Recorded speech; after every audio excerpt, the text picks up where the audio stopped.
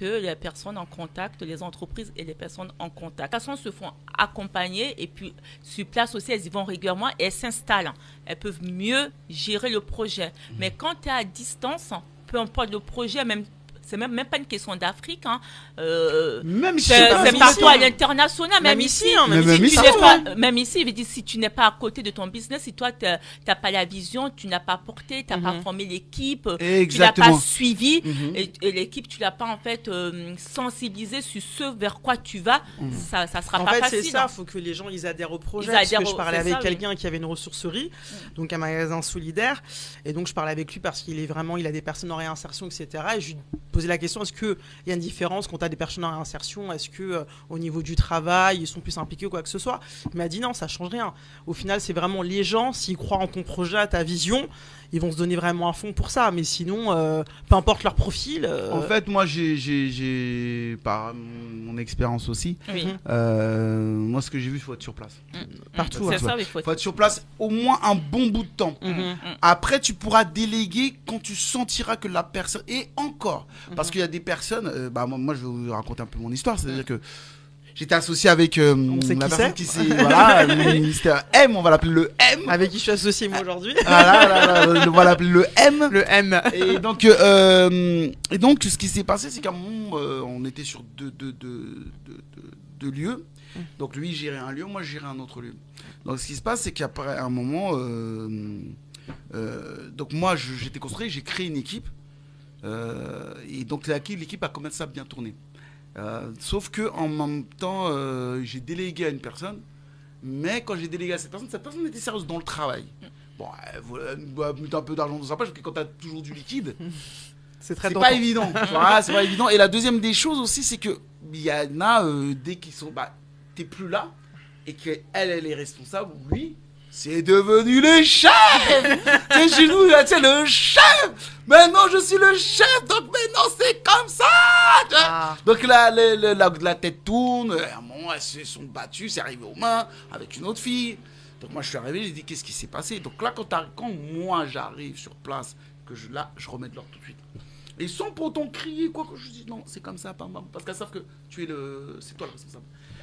Mais, quand t'es pas sur place, c'est compliqué. Hein. C'est toujours compliqué. Tu peux te faire voler de l'argent, tu peux, voilà.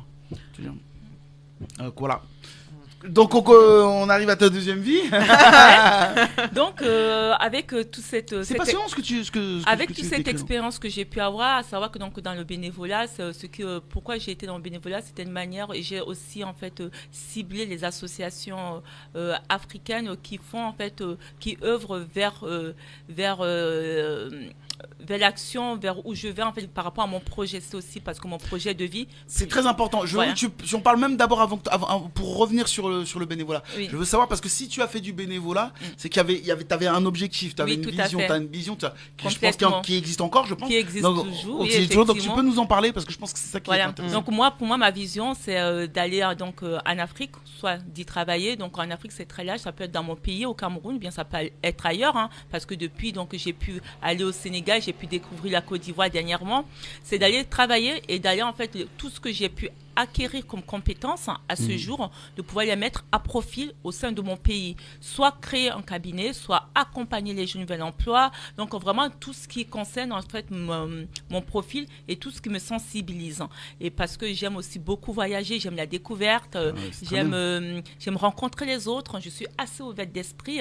Et donc pour le coup, en fait, pour dire vrai, avant d'être dans l'accompagnement ou dans les RH, j'avais envie d'aller dans le secteur touristique, voilà, dans le tourisme. Quelque chose qui ne s'est pas fait, mais quelque part, en fait...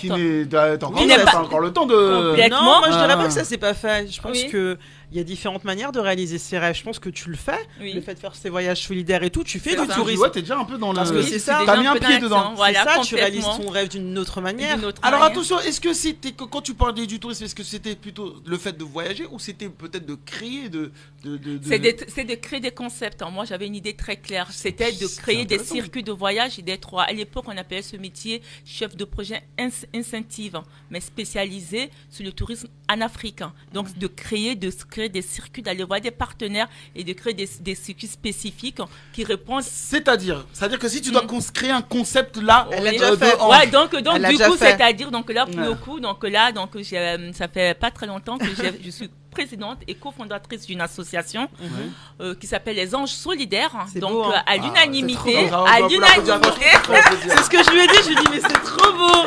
Tu fais du marketing. À l'unanimité, ça a été voté par les amis avec lesquels j'ai eu à créer cette association. Donc on est donc en collectif d'amis. On s'était rencontrés dans le cadre donc associatif et on véhicule les mêmes valeurs qui sont donc pour l'unicité africaine. Et donc on a créé donc les Anges Solidaires. Donc je suis cofondatrice et présidente de cette association et donc qui a donc pour objet d'œuvrer donc dans la solidarité et la coopération internationale. Donc nous on a pour projet de mettre en place des voyages solidaires et participatifs. Voilà. Donc dans le cadre de ces voyages solidaires et participatifs, il y aura donc des voyages donc vivre au local, donc consommer au local, donc ça sera sous forme d'éco-responsabilité, ça sera également sous forme donc de partager soit son expertise, soit un projet spécifique. L'association donc vient de naître et notre première action, ça sera en Côte d'Ivoire l'année prochaine. Et là, pour le coup, en Côte d'Ivoire, donc on va... Dis-le. J'ai dit, qu'est-ce que j'ai dit? Dis-le, ce que tu dois dire. 3 lettres. Ça sera donc dans le cadre de la Cannes. Dans le cadre de la Cannes. Qu'est-ce que je dois dire, maman? Ça sera dans le cadre de la Cannes. On me demande pourquoi la Cannes. Parce que c'est un événement panafricain. Un événement. On peut même. Non, mais je comprends pas. Parce qu'on m'a demandé, mais pourquoi la Cannes? Mais ça va, comment tu n'as pas giflé? Pourquoi la Cannes? Comment ça tu poses giflé? C'est un des plus grands événements panafricains de. Qui a regardé panafricain quand il dit ça, la personne dit ah bah oui, fédéral. Tu vois comment les gens ils vibrent au moment de la Cannes? C'est quelque chose la Cannes. Bien sûr que c'est quelque chose. Si t'arrives à faire ça. Bravo. Mais pourquoi du coup cette association? Que tu m'as expliqué le pourquoi, comment vous en êtes venu à créer cette association. Oui. De manière un peu naturelle. De manière un peu naturelle, en fait, je vais dire, comme je le disais, c'est un groupe d'amis avec lesquels on a eu à mettre en place une action au Sénégal en 2018. En 2018, on a eu à accompagner à mettre en place des ateliers de formation solidaire, c'est-à-dire nous-mêmes, on anime nos ateliers dans nos domaines de compétences respectifs. Par exemple, moi, j'ai eu à animer des ateliers sur tout ce qui est technique de recherche d'emploi auprès donc d'une école de commerce, auprès des jeunes. J'ai eu à animer des ateliers sur comment en fait je vais dire aller prospecter un client, donc parce que c'était des entrepreneurs également, comment démarcher son client. J'ai eu également à mettre en place des ateliers dans le domaine RH, mais là pour le coup c'était pour une association qu'on appelle ASPRH. C'est une association sénégalaise des responsables de ressources humaines, donc c'est aussi dans mon domaine d'expertise, donc de partager notre expertise, de ne pas venir comme une diaspora qui vient en fait en tant que vainqueur, une diaspora qui vient simplement pour frimer, mais une diaspora qui vient aussi parce que on a acquis donc de l'expertise, on vient pour partager et pour. Alors, vous venez pas avec cette suffisance de dire nous venons d'Europe, on a tout à vous apprendre. Non du tout, on a tout à s'apporter les uns et les autres et à partager. Donc là effectivement il y avait vraiment aussi eux aussi nous ont appris. Il y a eu un réel retour et là ce fut C'était quoi le retour? Le retour, c'était. Parce que je suis quand même dans une. Je suis assez. Pourtant, je suis quelqu'un de très optimiste. Mais j'étais assez pessimiste. Non, moi, le retour, déjà, quand je suis partie du Cameroun, j'étais assez jeune, donc je connais pas le monde de l'entreprise. Je connais pas la vie économique. Le premier retour, c'est d'intégrer une entreprise déjà en Afrique. En Afrique, quand j'y vais, c'est pendant les vacances, quand je vais au Cameroun, je vais fagnetter, je vais voir les personnes, les entreprises, je les vois de loin. Déjà, le premier retour, être dans une entreprise, être accueilli par des salariés, aller faire des actions de formation. Eux, ils te parlent ils te disent qu'est-ce qu'ils vivent de leur expérience en entreprise, comment ils vivent l'entreprise, comment ils vivent le monde de l'entreprise.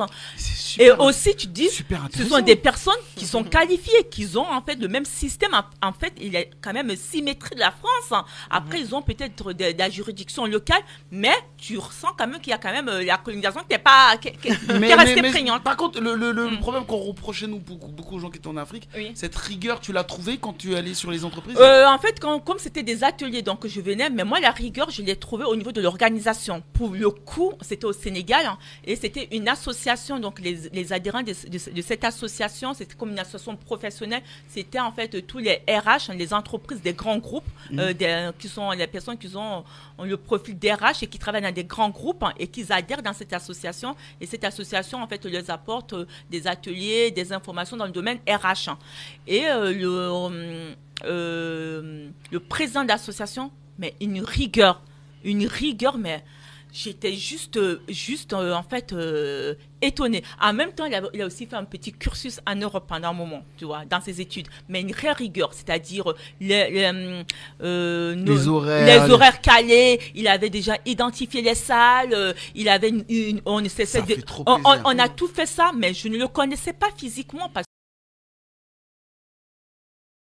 Moi, mon mot de la fin, ce sera manger du poulet. Merci.